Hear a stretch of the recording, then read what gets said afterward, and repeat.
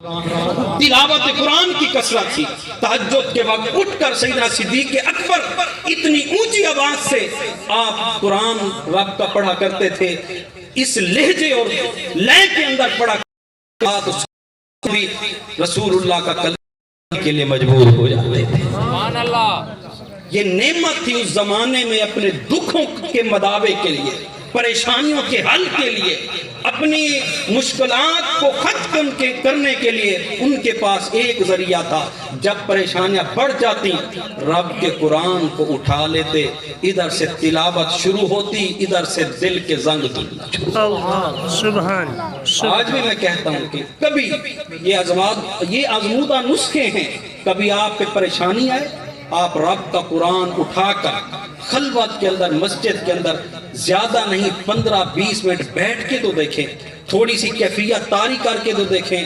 اس قرآن کی برکت سے اللہ تعالیٰ ساری پریشانی کو یوں ختم. بے شک. سبحان.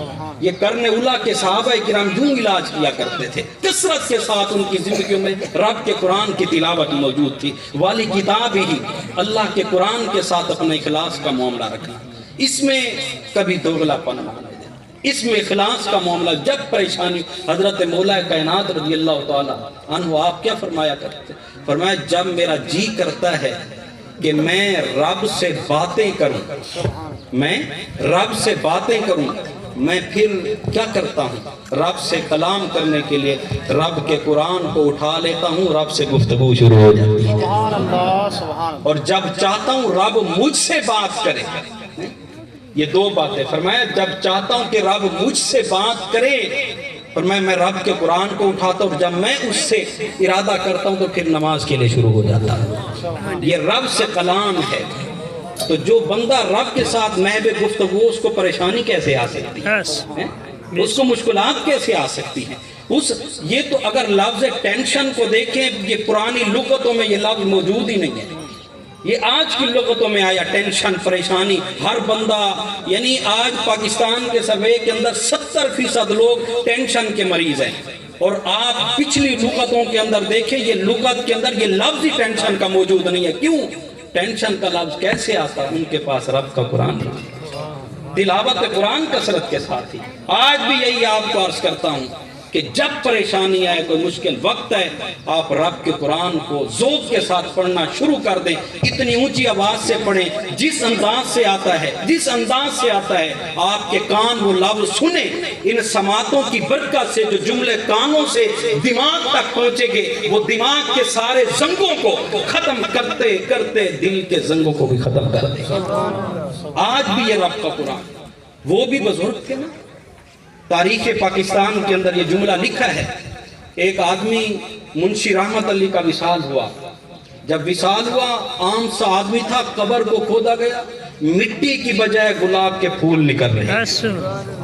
لوگ پریشان ہو گئے، نہ وقت کا محدث ہے، نہ شیخ الحدیث ہے، نہ شیخ التفسیر ہے، نہ اتنی بڑا عالم. یہ کام کیسا معجزہ؟ اس کی گھر والی سے پوچھا گیا. اس نے کہا یہ تو قرآن بھی نہیں پڑھا ہوا تھا، قرآن بھی نہیں پڑھا ہوا تھا، پھر یہ مقام کیسے؟ اس نے کہا 40 سال ہوئے اس کے عقد نکاح میں آئے ہوئے، پوری زندگی ایک معمول دیکھا کہ رب کا قرآن پڑھا ہوا نہیں تھا. صبح کے وقت نماز فجر پڑھ کے جب آتا تھا، قرآن کو اٹھا لیتا تھا، پھر روتا تھا، اپنی اس قسمت پر میں قرآن نہیں پڑھ سکا. ایک ایک سطر پہ ایک ایک یہ انگلی پھیرتا تھا، ایک ایک جملے پہ یہی کہتا، مولا تو نے یہ بھی سچ کہا ہے، تو نے یہ بھی سچ کہا ہے، تو نے یہ بھی سچ کہا ہے. اخلاص کے ساتھ، والی کتاب ہی اللہ کے قرآن کے ساتھ اخلاص کا معاملہ رکھیں. واللہ جب بھی پریشانی ہے قرآن کو اٹھا لیں، اس کی تلاوت اتنی اونچی آواز سے پڑھیں، آپ کے کان سنیں. یہ سماعت جو ہے آپ کے دل کی پریشانیوں کو دور کرتی جائے گی. اور چوتھے نمبر پر میرے آقا نے فرمایا والی ائمۃ المسلمین، جو مسلمانوں کے پیشوا ہیں، جو مسلمانوں کے رہنما ہیں، ان کے ساتھ اپنا اخلاص کا معاملہ رکھنا. مسلمانوں کا ایمان کون سے ہیں؟ جو نیابت رسول میں وہی کام کر رہے ہیں جو رسول اللہ کی ذات کرتے رہے.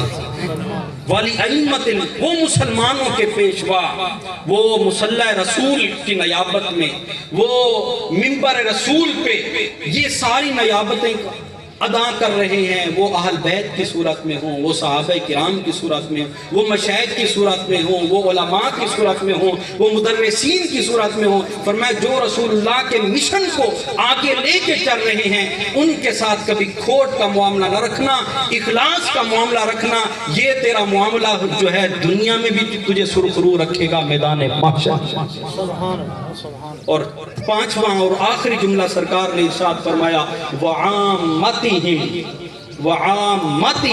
فرمایا جو مسلمانوں کے عام لوگ ہیں، فرمایا میری امت کے کچھ چھوٹے افراد ہیں، کچھ بڑے لوگ ہیں، من لم یرحم صغیرنا ولم یعقر کبیرنا فلیس منا، ایک بڑوں کے لیے نصاب اس مجمع میں موجود کچھ مجھ سے عمر میں بڑے ہیں، کچھ مجھ سے عمر میں چھوٹے ہیں، دونوں کے لیے سرکار نے نصاب بیان فرمایا، فرمایا جو عمر میں بڑے ہیں ان کے لیے نصاب یہ ہے چھوٹوں کے ساتھ شفقت اور محبت کا معاملہ رکھیں، اور جو ان سے عمر میں بڑے ہیں ان کے ساتھ فرمایا عزت اور توقیر کا معاملہ رکھیں۔ آپ کو بہت سارے مواقع ملتے ہیں، آپ پہلے سے بیٹھے ہیں، نوجوان ہیں، کوئی بزرگ کھڑا ہو گیا آ گیا، آپ اس کے لیے جگہ کو کشادہ کر دیں، اللہ بھی راضی ہوگا، اس کا رسول بھی راضی ہوگا۔